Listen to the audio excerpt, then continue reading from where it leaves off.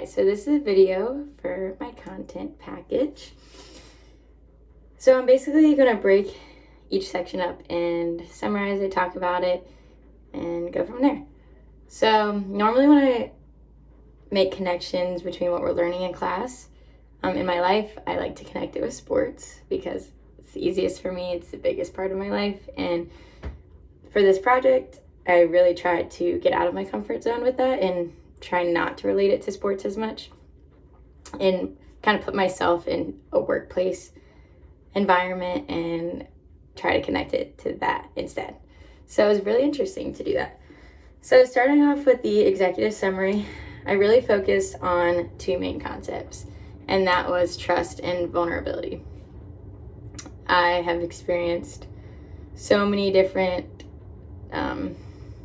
things that happen in my life that has to do with both of those things, so that's why it really stuck out to me as something I wanted to dive deeper into. For vulnerability, it is not weakness, and that is something I wish I could scream on the mountains. It is not weakness, it's actually strength, and I'm gonna talk more about that later. But trust isn't given, it's earned. So how are you supposed to get both these things to work together? It's not easy. They're two very powerful concepts, and a team cannot be successful without both of them. It needs both. So who wants to trust someone that's not vulnerable to you? And who wants to be vulnerable with someone you don't trust, right? Like, it just does not work.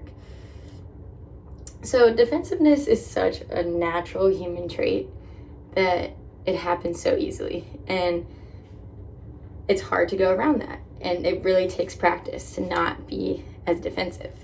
That doesn't mean you can't stick up for yourself, but vulnerability is where you start to slowly pick up going against being defensive. People don't want to be wrong, they want to prove they're right, but it's really about how much you care about the relationship.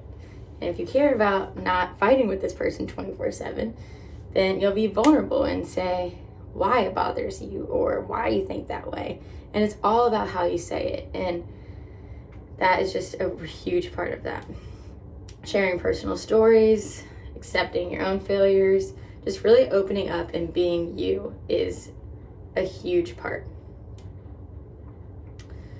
So, you hear all the time, like, be open, be kind, accept others, accept everybody.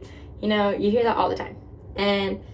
But when is too much? Like, when do you need to start putting up boundaries? When do you need to start not closing people off, but communicating with them that, hey, maybe this isn't going to work. It has to happen. So trust is, it could take forever to gain, and it could be easy to lose.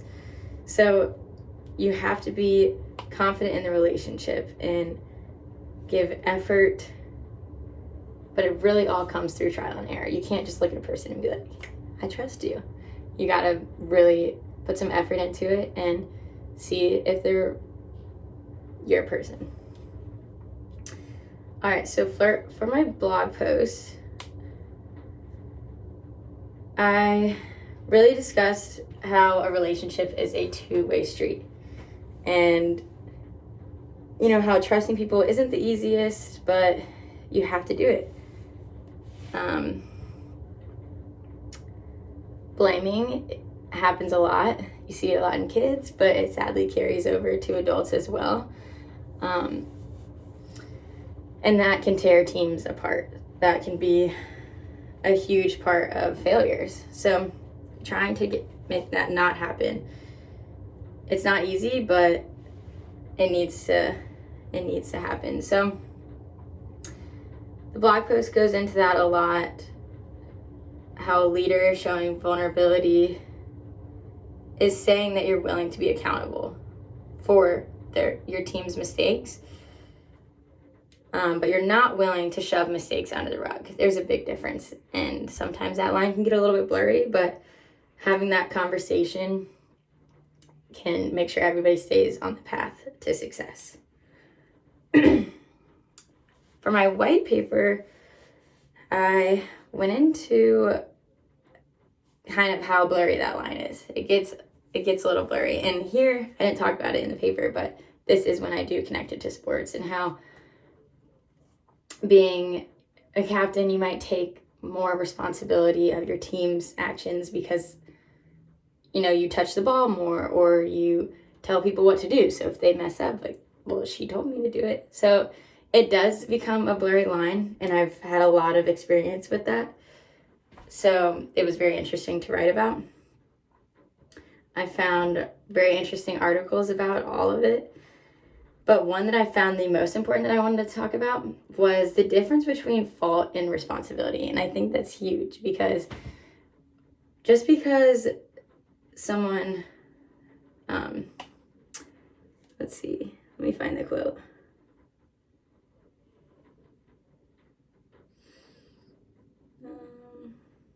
Basically talked about if a large mistake occurred from a team member affecting the whole team, the leader would take responsibility, but that doesn't mean they're at fault for what happened. And in the article, Take Ownership of Your Actions by Taking Responsibility by John Coleman, he stated this really cool quote. And it says, often we have to deal with situations for which we're not at fault, but fault is backward looking and responsibility is forward looking. Fixating on blame delays taking corrective action and inhibits learning. Focusing on responsibility offers a sense of peace.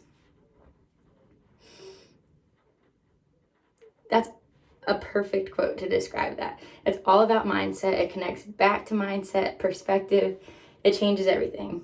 Huge game changer. And I think that even someone just reading that, you're like, wow, that's so true. Just the difference between one word can affect how someone feels. So that goes deep into all that. My snapshot message, I kind of put this together myself after reading all those articles. Most see vulnerability as a weakness. Leaders see vulnerability as a strength and a building block to a healthy relationship. For my coach approach, I wanted to talk about the importance of healthy, positive feedback because I think that's huge when it comes to trust and vulnerability.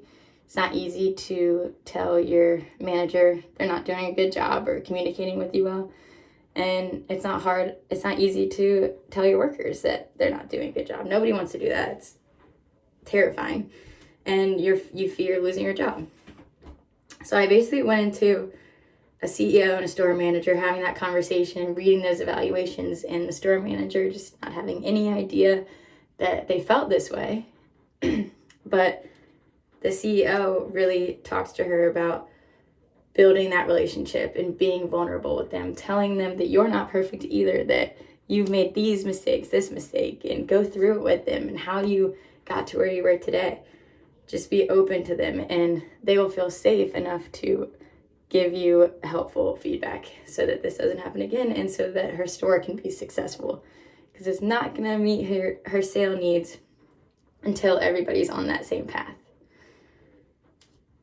So throughout the whole content package, I kind of went in little different places with trust and vulnerability, but hope to wrap all the important stuff up for you.